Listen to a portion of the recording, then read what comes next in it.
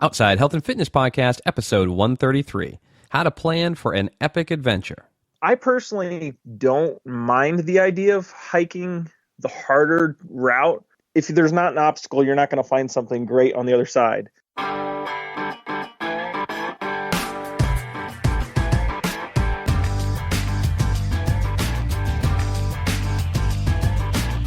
Welcome to the Outside Health and Fitness Podcast. We're getting outside the box, outside our comfort zone, and outside and in shape. If you're bored with the same old fitness routine at the gym and you're ready to try something new, then this is the show for you. We're exploring new and fun ways to get fit on the trail, on the water, on the slopes, and outside.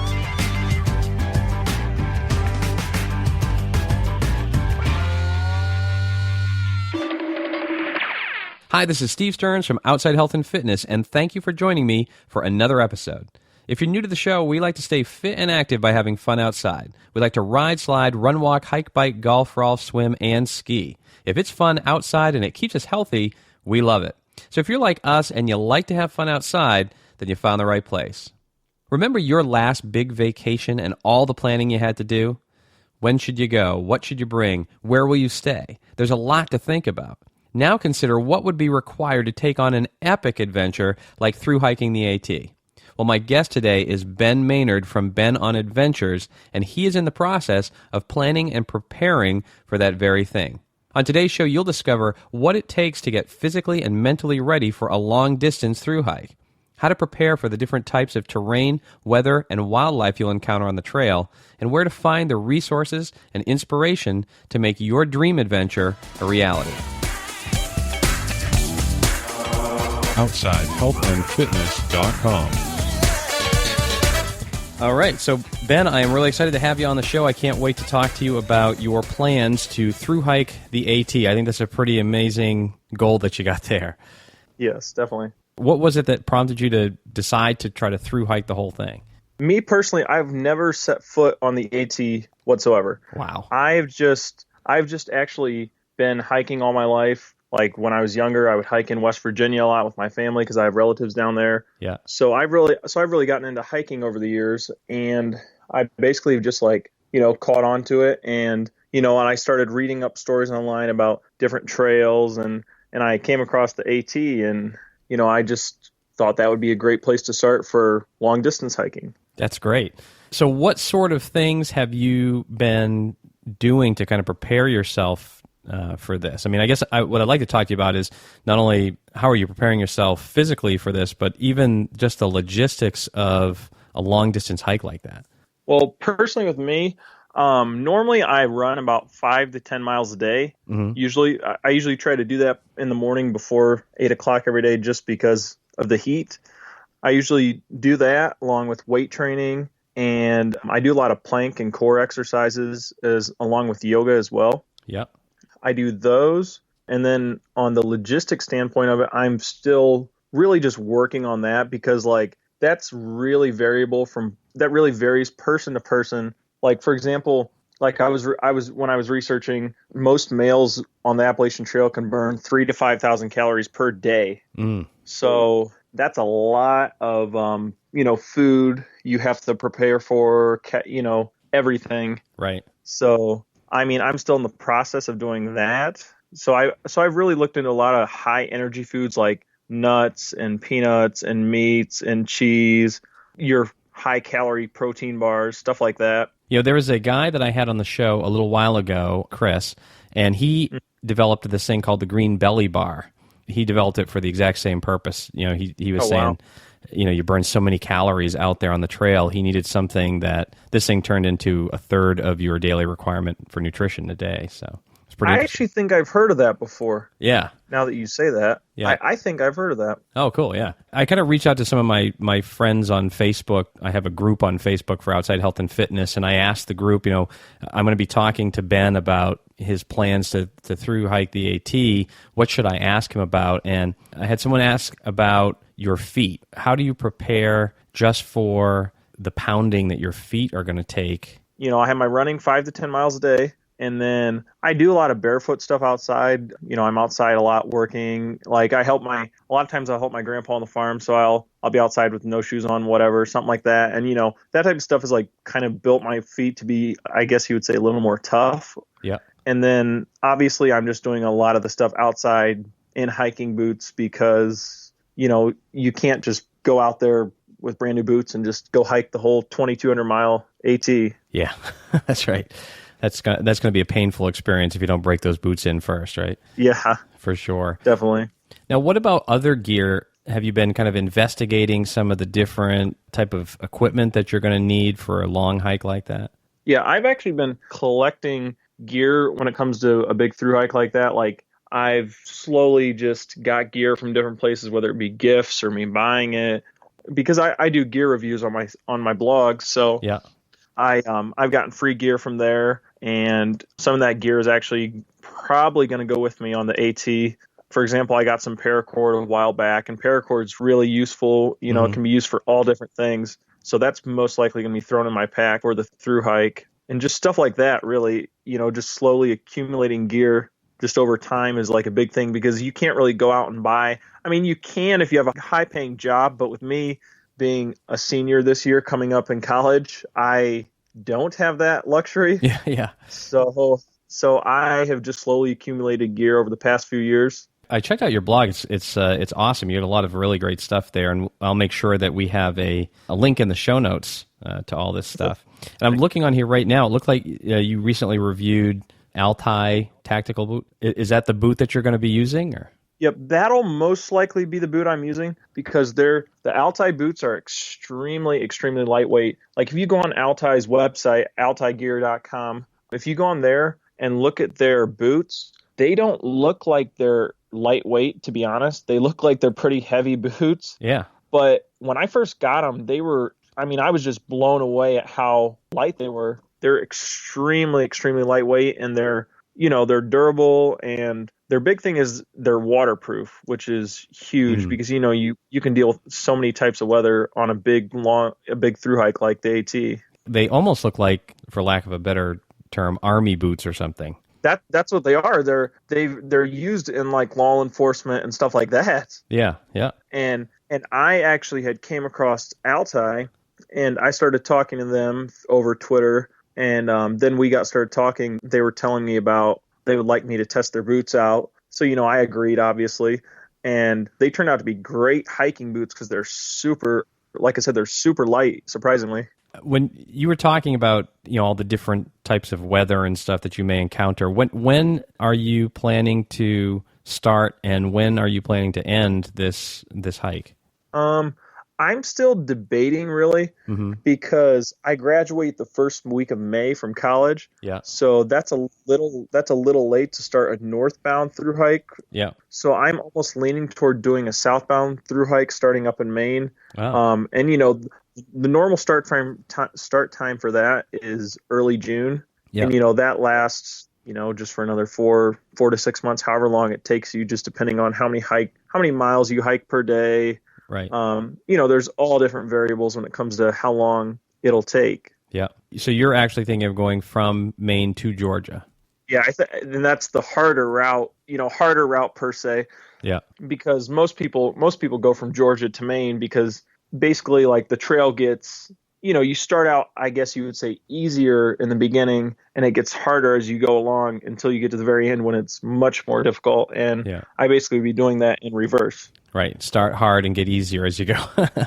I personally don't mind the idea of hiking the harder route. Yeah. I mean, a quote I heard before was, if there's not an obstacle, you're not going to find something great on the other side. I'm always into like taking harder routes or things that could be more difficult. Like there's so many trails other than the AT I plan on doing. Like after the AT, I'm thinking of doing, I'm still up in the air, but Pacific Crest Trail, Continental Divide Trail. Mm-hmm.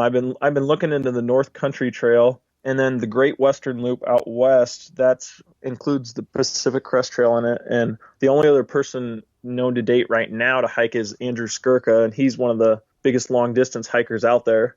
I'm wondering if psychologically it's kind of an interesting way to go, because you know, psychologically you can go, okay, man, it's going to get easier. As I keep going, it's getting easier and easier, you know? Yeah. That's another big thing when it comes to hiking southbound. You know, a lot of people look down on it because it's harder to start out, but then if you think about it, once you get past those hard obstacles in the beginning, it gets easier as you go. Right. Now, what sort of advice would you give to somebody that is, you know, listening to this and going, geez, you know, maybe I would like to do a through hike of the AT as well. What sort of advice in terms of, you know, where do you do your research? You know, how do you know you're ready? That sort of stuff. I would say just do your research just about anywhere, whether it be from firsthand accounts with people in person, Facebook, Twitter, Instagram, the Appalachian Trail website, actually, you know, Google, blogs, anywhere really. But like, I don't know, I guess my big piece of advice when it comes to saying, determining whether or not to do the Appalachian Trail is just, you know, just follow your dreams, basically. Like, just get out there and do it, and don't really let people be down on you about it, because a lot of people have pushed back against me doing it. They're like, you know, it's a waste of time. It's just a big, long trail. What's the point? And, you know, I don't see it that way. I just see it as a wonderful experience that's going to be a great thing to do. And it'll be a great thing to share with, you know, all the other people who follow my blog, who follow me on Instagram, Twitter, all that. It'll be great to share those experiences with others. So hopefully, you know, it'll inspire others to get out there and be more active and just experience the country, because a lot of people are so cooped up nowadays, you know, with video games or iPhones or stuff like that. You don't really see people out as much, you would say 50 years ago, out hiking or stuff like that, because, you know, you have the convenience of, I could, you know, for example, I could just go and look up a video of someone climbing Mount Everest at home, and, right, you know, that makes me think to myself, oh, well, I don't have to do it. I experienced that already. Yeah, right. Yeah, exactly. You're at a perfect time in your life to do it too. You know, you know, you've got everything ahead of you. You don't have, you know, you haven't really kind of locked into, you know, a job, a house, all that kind of stuff. At this point, you've got this opportunity to go and do it. And my hat's off to you. I think it's an awesome thing to do. I think it's great. So you were kind of talking about, you know, there's been some people in, you know, in your circle that have been kind of putting you down a little bit about it, or kind of giving you a hard time about it. What, beyond that, and maybe that is it, what's the biggest challenge that you feel you either have faced or you will face in terms of accomplishing this goal? I don't know. I just think I can accomplish it. The main thing is just getting out there on the trail and doing it. I mean, other than that, there's really no like major obstacle in the way per se. You know, sure, the mountains can be tough, the rivers can be tough, all that stuff can be tough, but you know, that's you know, you're getting yourself into that. So like with me, I don't really see that as an obstacle. I just see that as another part of the journey that you have to take to complete the journey. I was thinking today about all the different types of plant life and wildlife between Georgia and Maine, some of which may be dangerous. How are you prepared for that sort of stuff? Just be smart, really. For example, with bugs, you know, bring bug repellent or bug netting, stuff like that. Or, for example, if you have bears, you know, make sure you're smart about where you put your food when you camp at night. Yeah. Make sure you put it a far enough distance from your camp and hang it in a tree, in a bear canister, that type of thing, just so you minimize your risk of being encountered by some type of wildlife you don't want to encounter. Right. Don't go to sleep with a chocolate bar in your pocket, right? Yeah. You just become a huge rapper at that point for a bear. You talked about a lot of core work and a lot of yoga. Can you talk? And a lot of the stuff that you said there made, you know, it kind of popped into the top of my mind, but yoga didn't necessarily. Can you talk about why? You know, how you're benefiting from that? Well, you see, with yoga's really good to. It'll help strengthen your core, and it's really good for your lower back and for your back overall. And your back is one of the most important things besides your legs and feet. Your back's one of your most important things on a big hike, because it has to carry your pack with all your weight on it. Right. I mean, whether your pack is 15 pounds or 50 pounds, either way, that's still weight on your back, and your back still has to support that weight somehow. And yoga can really help strengthen your back. So it's just overall a really good workout. Yeah. And I would imagine too, you're gonna also benefit from the balance, the flexibility, that sort of thing as well. Yep, those are definitely big bonuses that come with yoga. That's awesome. So if I'm sorry, go ahead. And then another thing I didn't mean to mention earlier when we were talking about footwear, a big thing with footwear is your feet are easily the most important thing when it comes to a big hike like this, because if anything goes wrong with your feet, right, that can sideline you for the entire hike. It could jeopardize your whole hike, like if you're getting blisters all the time or stuff like that. So when it comes to your feet, you should definitely take your boots off or your trail runners off, your socks off. Like if you start feeling your feet get hot in the bottoms, that could be signs of blisters coming on. Yeah. So, you should let your feet air out. From what I've read online, from the research and from what I've experienced, normally for people, like every 4 to 6 miles, they have a, just like the workload on your feet or whatever. But your feet can start to like develop blisters. Like every 4 to 6 miles is like the number for that. So I always try to watch that. I always try to keep that in mind. Like, every few miles, if your feet are bothering you, might as well just stop and let them air out instead of, continue pushing on and then cause your feet damage. Now, do you have anything that you have to put on your feet when you're done for the day, or do you just kind of hang around in your socks, or is there anything that you do there? Along with my boots I'll be wearing on the trail, I'm most likely going to bring a pair of flip-flops and probably a pair of water shoes just in case, I encounter any water I want to wade through or something. And if it's too deep for my boots where it would overflow the tops of my boots, something like that, I would bring an extra pair of water shoes and flip-flops for. And then maybe a pair of tennis shoes in case I don't bring water shoes, but definitely flip-flops for when I'm just at camp. Yeah, just hanging around camp. Yeah, because I know that, I haven't done any long distance hiking, but when I've done hiking, at the end of the day when you're in camp, the first thing you want to do is get your boots off, So I was wondering definitely what you're doing there. That's great. Yep. So where can we find you online and follow your not only your preparation for this, but also follow your journey when you get started? Well, you can follow me on my blog at benonadventures.com. My Twitter handle is @benonadventures. My Instagram handle is @benonadventures. And the link to my YouTube channel that is just starting up is in my Twitter biography. Okay. Excellent. And I'll grab that link and put it in the show notes as well. That's cool. I love that name too, by the way, Ben on Adventures. I think it's great. Yeah, it's very clever. The story the story behind that is actually funny. My last September, I had a media writing class, and we actually had to come up with a blog, a Twitter, an Instagram, all this social media stuff. And I was thinking, what would be unique to do with something with hiking? And then you have my name. Yeah. So at first I had it Ben as in BEN on Adventures, and then I rethought about it, and I was like, wait a second, I can just put Ben on Adventures like my name and make it more unique. Yeah. So after the semester was over, my blog was doing great, my Instagram was doing great, my Twitter was doing great. So I just decided to continue it, and I've really met a lot of good people, and like I said earlier, I've gotten free gear from it, and it's just a great way to really, spread the word about hiking and getting outdoors and networking with a lot of people. Yeah, it's fantastic. I think it's really cool. Well, Ben, I really appreciate coming on the show. It's been great talking to you. Sorry about that. Yep. No problem. And I wish you the best on your hike, and please stay in touch. I'd love to be able to provide some updates to my followers as you kind of move along. And when you come through Maine, I'm not too far from Katahdin where you're going to start. I think I'm an hour and a half away from there. So just that's not bad. Wave when you go by or something, or maybe we can get together and share a lobster. Who knows?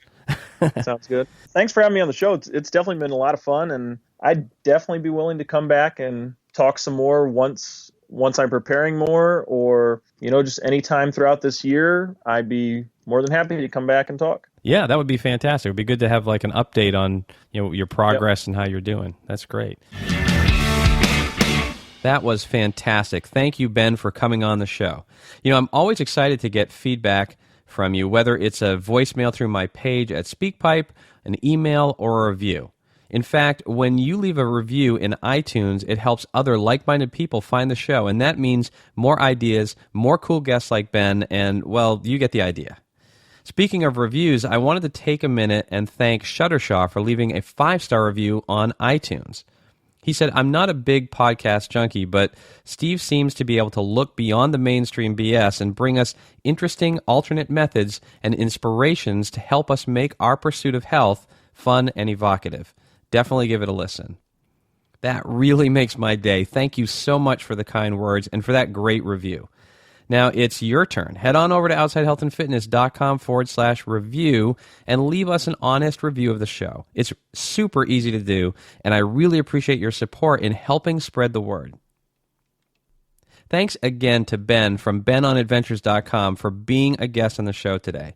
I'm looking forward to following his progress and his trip on the AT. If you'd like to connect with Ben and follow his adventure too, just visit outsidehealthandfitness.com/133. I'll have links to all of Ben's sites and everything we talked about in the show today. While you're there, be sure to get your free copy of my morning Tabata routine. It's a great way to start your day off right and get strong for your next epic adventure.